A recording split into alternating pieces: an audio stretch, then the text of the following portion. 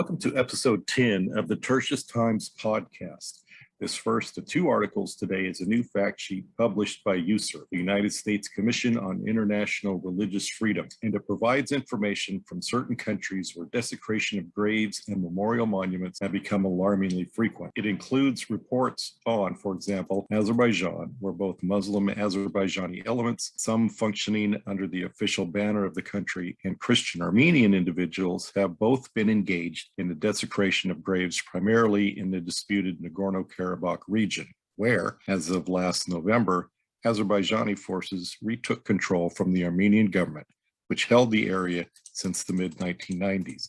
It also includes South Africa, where Muslim graves have been damaged or otherwise maliciously abused. An entire section on desecration of Jewish cemeteries is also included, which contains reports from places such as Turkey, Eritrea, Sweden, Denmark, Greece, Poland, Northern Ireland, Romania, and Ukraine. Some actions in countries such as France and, quote, across Central and Eastern Europe have taken measures to protect the dignity and sanctity of Jewish cemeteries. Other countries mentioned in the publication include Algeria, Pakistan, and Egypt, where Christian, Jewish, and even Muslim minority sects, particularly the Ahmadis in Pakistan, are the frequent victims of destroyed or vandalized grave markers. The fact sheet concludes with a quote from Article 18 of the ICCPR, the International Covenant on Civil and Political Rights, functioning under the auspices of the United Nations Human Rights Office, which states, quote, "Everyone shall have the right to freedom of thought, conscience, and religion. This right shall include freedom to have or to adopt a religion or belief of his choice, and freedom, either individually or in community with others,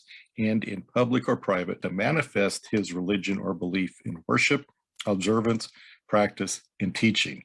Unquote. This is also the underlying theme of this podcast. Pray for the protection of memorial places dedicated to the dead. Pray that those who are prompted to desecrate such places reconsider their decisions and recognize cemeteries are not places to destroy. Pray that ethnic tensions, which provide the impetus for many of these acts, would diminish and eventually disappear. Pray that all people show respect for all, not the least of them being those at their final resting places. Pray for those protecting such sites from desecration.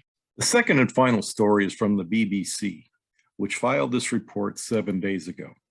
Quote, "Afghanistan's Uyghurs fear the Taliban and now China too," unquote, warning about the dire situation of yet another minority group in Afghanistan. According to the article, most Uyghurs in Afghanistan are the descendants of those who fled China generations ago, long before the Chinese concentration camps existed. But now that the Taliban has retaken the country and China has been extending its tentacles into Afghanistan, the Uyghurs have more to worry about. China has been using its leverage in Central Asian countries with programs such as its quote-unquote Belt and Road Initiative to exert pressure on local authorities to turn over Uyghur residents in those countries. Uyghurs in Afghanistan have their ethnicity emblazoned on their identification cards, making them easy to identify.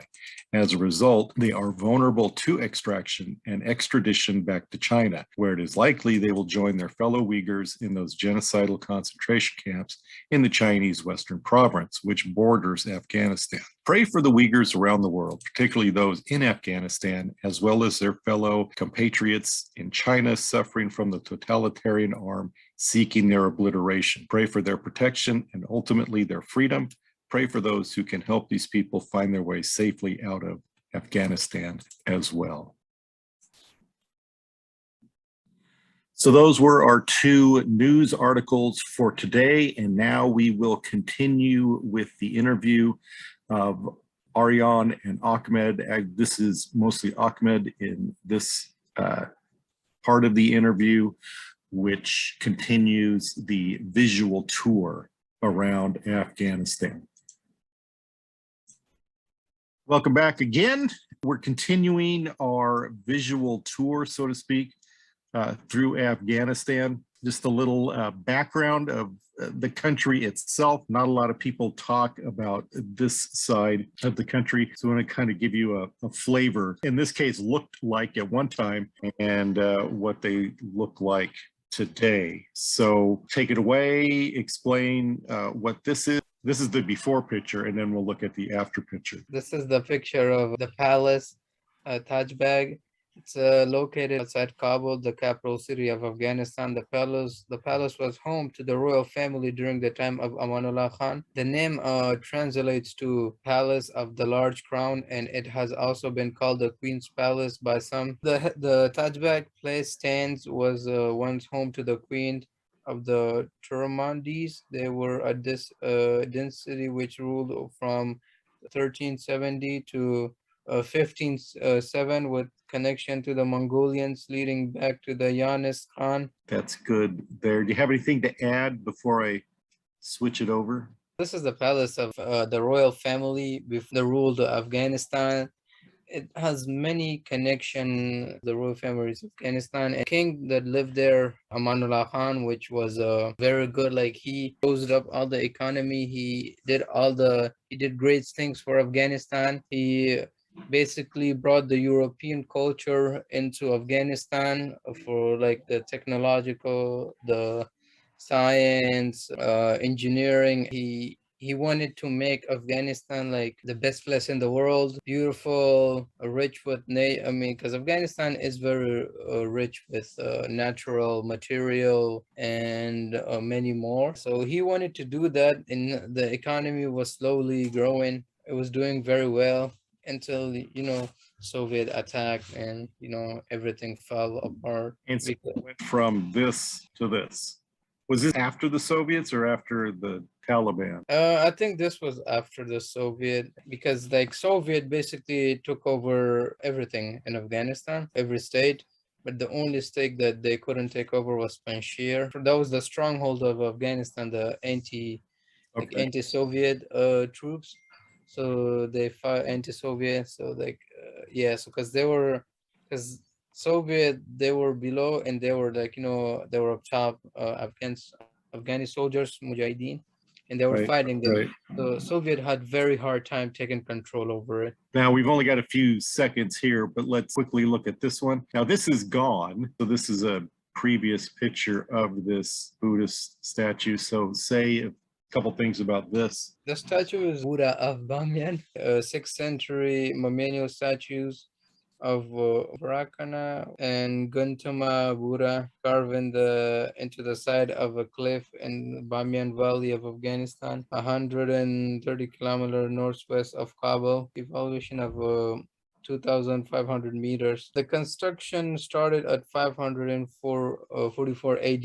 So it's a very historical place for Afghanistan because it shows like how Afghanistan was. It also describe how good Afghanistan have the history, but unfortunately Taliban, they tried the whole Buddha because they say it was against the religion or something like that. Right, right. All right. And then finally, just in a few seconds, as quickly as you can, kind of sum up, this is a mosque, correct? Yeah. This is a very old mosque. It uses a lot of art, very detailed, very clean. It's one of the national symbol of Afghanistan because this place was also a home to a king. If you visit there, only like you will see like the stuff that they make. For example, if something breaks, the way they repair it is they repair it how like they used to repair it in ancient time.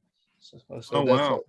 yeah. So they still use the same method to repair it. Wow. All right. Thank you for that quick tour around some of the more famous sites in Afghanistan. And thank you guys once again, Aryan and Ahmad, for your insights into Afghanistan and some of the stuff going on there, as well as this interesting tour around the country. You're Right. welcome. You're welcome. Thank you. You guys have a great one.